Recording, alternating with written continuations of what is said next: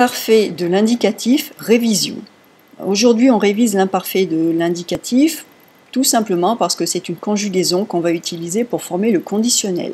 Pour former le conditionnel, on a besoin de deux conjugaisons. On a besoin du futur de l'indicatif et de l'imparfait.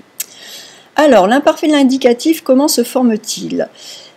Cet imparfait de l'indicatif se forme en prenant le radical de la première personne du pluriel au présent. Alors, ça paraît un petit peu compliqué comme ça, mais non, souvenez-vous, le radical de l'imparfait est le radical du nous au présent. Et pourquoi il faut prendre le nous du présent? Tout simplement parce que il y a beaucoup d'irrégularités dans les verbes au présent, et quand un verbe est irrégulier, un radical irrégulier à nous au présent, on va garder cette irrégularité, et cette irrégularité va devenir la base du radical pour l'imparfait. C'est pour ça qu'il faut aller réfléchir à la conjugaison du présent. Quand on arrive à nous, on a notre radical de l'imparfait. Alors, le radical de l'imparfait pour les verbes du premier groupe, il n'y a rien de spécial parce que c'est un radical qui ne change pas. Par exemple, le verbe chanter, je chante, tu chantes, il chante, nous chantons.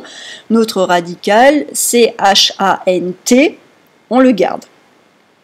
Donc, avec les verbes du premier groupe, il n'y a aucun souci. Pour les verbes du deuxième groupe, ce sont des verbes qui ont déjà une irrégularité, mais qui est récurrente, qui revient toujours. Ce sont les verbes comme finir, réfléchir, rougir, blanchir. Leur irrégularité, c'est que nous avons je finis, tu finis, il finit, nous finissons.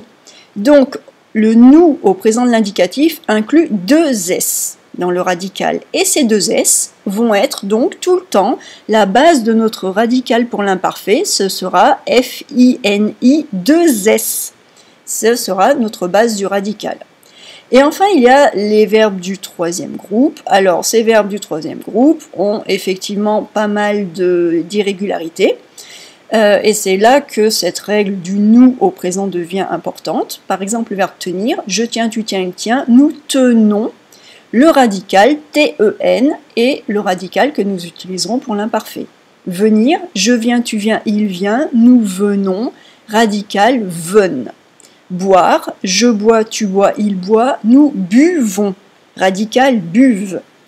Voir, je vois, tu vois, il voit, nous voyons avec un Y, radical voit avec un Y. Pouvoir, je peux, tu peux, il peut, nous pouvons, radical pouve.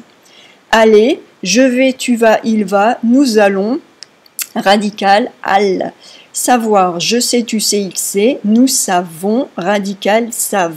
Prendre, je prends, tu prends, il prend, nous prenons, radical prennent. Faire, je fais, tu fais, il fait, nous faisons, radical faisent.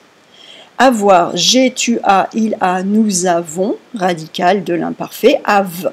Et bien sûr, il y a le verbe être qui est très souvent irrégulier, et cette fois aussi, le verbe être quand on conjugue au présent, je suis, tu es, il est, nous sommes, ou vous êtes avec E accent circonflexe, mais nous sommes, et radical pour l'imparfait, c'est E accent aigu, T, est.